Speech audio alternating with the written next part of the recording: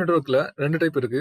ஒண்ணு பார்த்தீங்கன்னா, default bridge network. இன்னொன்னு பார்த்தீங்க அப்டின்னா, user defined bridge network. Bridge நெட்வொர்க்ல வந்து நம்ம டிஃபால்ட்டா கிரியேட் பண்ற கண்டெய்னர்ஸ் எல்லாமே பிரிட்ஜ் நெட்வொர்க்ல தான் கிரியேட் ஆகும். யூசர் டிஃபைன்ட் பிரிட்ஜ் நெட்வொர்க்ல வந்து ஒரு கண்டெய்னர் நம்ம லான்ச் பண்ணோம் அப்டின்னா, ஃபர்ஸ்ட் வந்து யூசர் டிஃபைன்ட் பிரிட்ஜ் நெட்வொர்க் நம்ம கிரியேட் பண்ற மாரி இருக்கும். அதுக்கப்புறம் நம்ம கிரியேட் பண்ற கண்டெய்னர வந்து -நெட்வொர்க்னு ஒரு ஆப்ஷன் யூஸ் பண்ணி, நம்ம கிரியேட் பண்ண கண்டெய்னர் வந்து யூசர் டிஃபைன்ட் நெட்வொர்க்ல லான்ச் பண்ணிக்கலாம்.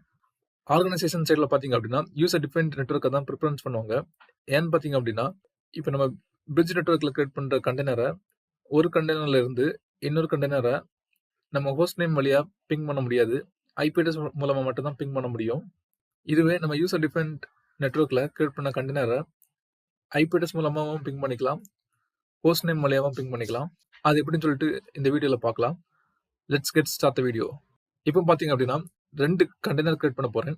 2 கண்டெய்னருக்குமே வந்து நான் எந்த நெட்வொர்க்குமே வந்து ஸ்பெசிஃபை பண்ண போறது கிடையாது. அதனால